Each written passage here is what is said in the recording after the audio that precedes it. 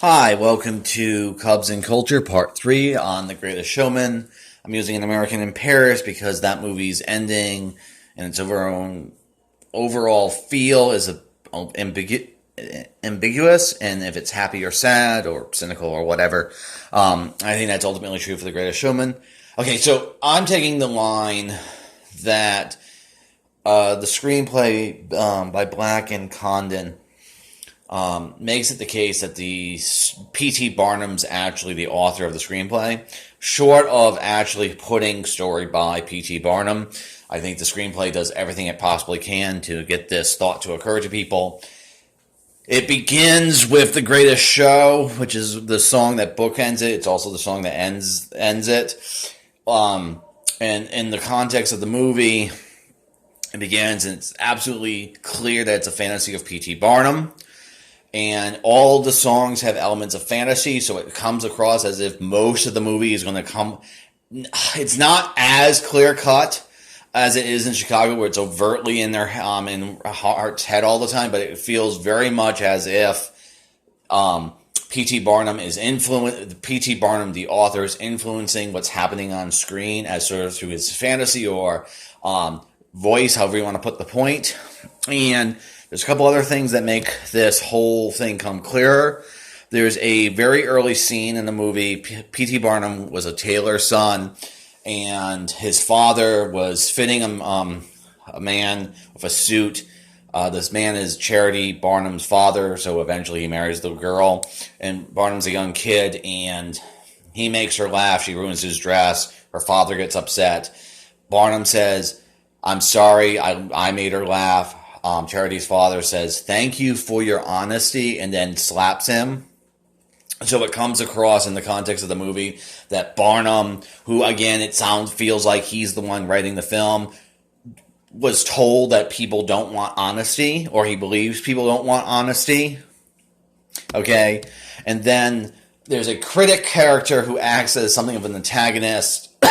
Excuse me, and he's always ragging on P.T. Barnum for not being artistic, not being just being empty spectacle, just being nonsense, or not being truthful. Everything's a fake.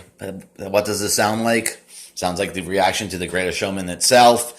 And at one point, the P.T. Barnum in the movie accuses the critic himself of being a fraud because he can't enjoy entertainment. So this is why I meant where I feel like the critic's reaction is actually the point. Now that's clever, and that would make that's clever, and that would make the movie. Make the movie interesting, have at least like one layer of irony. But the thing is, and this is one of the reasons why I really like the film, is P.T. Barnum in the film's character flaw as his desire or need to be accepted by the upper crust of society. You see this in how he goes after Jenny Lynn, who is almost his ruin. It's how he goes after Carlisle, who's the Zac Efron character. It's not just about him being famous. He specifically wants to be respected by respectable people, and so he keeps trying to impress them or alter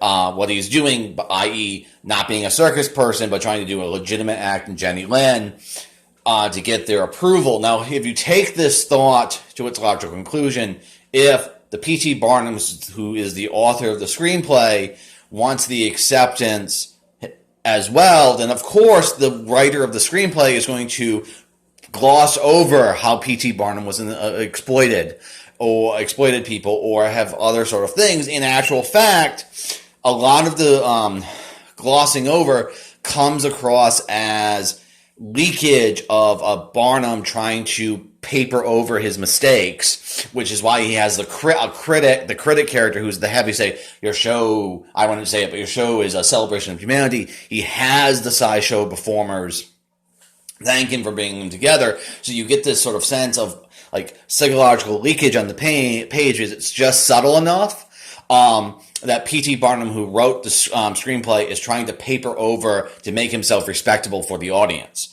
which is the character flaw. So there's a kind of a weird depth here.